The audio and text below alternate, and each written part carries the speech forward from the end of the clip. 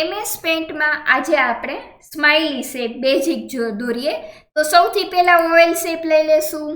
Oval shape ને દોરી લેશું. ઓવેલ શેપ નો કલર યલો રાખી દેશું. ફિલ માં જશું, ફરીથી એની અંદર ઓવેલ શેપ મૂકી દેશું.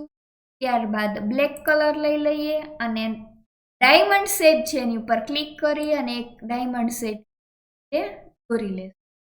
મિત્રો ડાયમંડ શેપ છે આવી રીતે દોરાઈ જાય ત્યારબાદ આ ડાયમંડ શેપના બે કટકા કરવા છે તો ટ્રાન્સપરન્ટ સિલેક્શન ઉપર ક્લિક કરી અને સિલેક્ટ ઉપર ક્લિક કરી અહીંયાથી એક કટકો છે આપણે કરી લઈએ.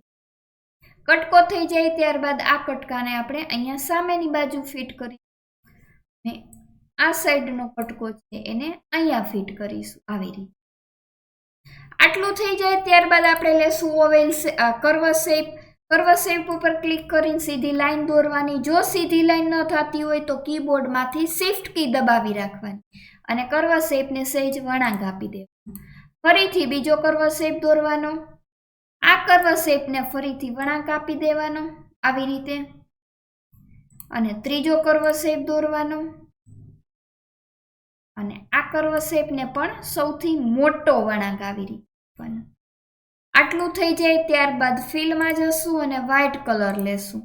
પહેલો કર્વ શેપ છે ત્યાં વ્હાઇટ કલર પૂરી દઈએ. બીજો જે કર્વ શેપ છે ત્યાં આવી રીતે બ્લેક કલર પૂરી દઈશું. ત્યારબાદ ફરીથી આપણે કર્વ ઓવેલ શેપ લેશું, કલર યલો રાખીશું, ફિલમાં જશું અને સોલિડ ફિલ આપી. હવે અહીંયા એક મસ્ત આવી રીતે સ્માઇલી દોરીશું, રાઉન્ડ દોરીશું અને રાઉન્ડનો કલર છે એ કેવો રાખી દેશું? બ્લેક. તો આપણો સ્માઇલી તૈયાર છે. Thank you.